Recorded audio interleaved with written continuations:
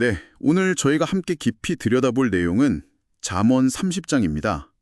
야게의 아들 아굴이라는 현자의 지혜가 담겨 있죠. 이 장은 뭐랄까 시작부터 자신을 굉장히 낮추는 겸손함이 보이면서도 또 세상을 날카롭게 관찰한 통찰이 담겨 있어요. 흥미로운 지점들이 많으니까 바로 한번 살펴보겠습니다. 네, 맞아요. 잠언 30장은 다른 잠언들하고는 사뭇 다른 아굴만의 좀 독특한 목소리가 느껴지죠. 하나님 앞에서 인간이 얼마나 작은 존재인지 또 동시에 세상의 신비에 대한 어떤 경외심 이런 걸 보여주거든요. 특히 그 숫자를 활용해서 지혜를 전달하는 방식이 눈에 띄어요. 여러 현상들을 목록으로 만들어서 우리한테 생각할 거리를 던져줍니다. 아, 그죠? 시작부터 자신을 다른 사람에게 비하면 짐승이라 이렇게까지 표현하면서 낮추는 게 참 인상 깊었어요. 근데 또 동시에 하늘에 올라갔다가 내려온 자가 누구냐? 이렇게 물으면서 하나님의 그 엄청난 능력, 초월성에 대해 질문을 던지잖아요. 네, 바로 그 부분인데요. 자신의 한계, 어쩌면 무지라고 할 수도 있겠죠. 그걸 아는 데서 지혜 탐구가 시작된다는 걸 보여주는 것 같아요. 그리고 이런 겸손한 태도가 그의 기도로 자연스럽게 이어지죠. 아, 그 유명한 기도, 7절에서 9절 말씀이죠. 그 거짓된 것을 멀리하게 해달라는 거랑 또 부하게도 가난하게도 마시고 오직 필요한 양식만 달라. 이게 단순히 그냥 중간이 좋다. 이런 뜻은 아닌 것 같고 왜 부함과 가난함, 이 양쪽 모두를 이렇게 경계했을까요? 듣고 계신 분들도 내 삶의 균형점은 어딜까 한번 생각해 보시면 좋겠네요. 네, 여기서 정말 주목할 점은 아굴이 자신의 그 물질적인 상태가 하나님과의 관계에 어떤 영향을 미칠지 굉장히 깊이 생각하고 있다는 거예요.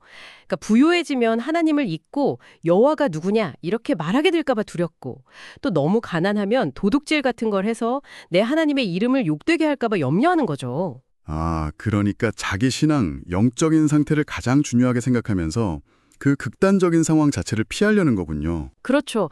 상당히 근본적인 태도인 거죠. 진정한 지혜는 이런 자기 성찰 또 겸손에서 시작된다는 걸 보여주는 대목입니다. 네, 그 영적인 안녕을 지키려는 관점, 이게 정말 중요하네요. 이런 세심한 관찰력이 이제 자연 세계로도 향하는데 아굴이 주변을 보면서 얻은 지혜를 선어 또는 넷 이런 식으로 묶어서 제시하잖아요. 예를 들어서 땅의 작고도 가장 지혜로운 것 넷 이거 보면 힘없는 개미가 여름에 미리 먹을 걸 준비하고 또 약한 사반, 그 바리노구리 같은 동물이 바위 틈에 집을 짓는 모습에서 지혜를 발견하죠. 정말 작은 존재들한테서도 배울 게 있다는 거. 아, 이거 참 신선했어요. 맞습니다. 이런 숫자 목록들은 지혜를 굉장히 효과적으로 전달하는 방식이에요. 기억하기도 쉽고 또 구체적인 예를 드니까 교훈이 더 생생하게 다가오죠. 예를 들면 족한 줄을 알지 못하는 것 선엇. 여기에는 스올, 그러니까 죽은 자들의 세계나 아이 베지 못하는 태, 물로 채울 수 없는 땅, 불 이런 게 나오는데 이게 만족할 줄 모르는 인간의 어떤 욕망이나 혹은 자연의 거대한 힘을 상징적으로 보여주는 거죠. 또 세상을 진동시키는 것 선엇. 이건 사회 질서가 무너졌을 때 얼마나 혼란스러운지 경고하는 거고요. 결국 세상을 주의 깊게 관찰하는 것 자체가 지혜로 나아가는 중요한 길이라는 걸 말해주는 겁니다. 그렇군요. 긍정적인 관찰만 있는 게 아니라 아굴이 좀 경고하는 목소리도 내잖아요. 부모를 저주하는 세대나 스스로는 깨끗하다고 여기는데 실제로는 더러움을 씻지 않은 세대, 또 눈이 높아서 교만한 세대, 이런 무리들을 지적하죠. 그리고 마지막 조언, 32절이랑 33절은 정말 현실적이에요.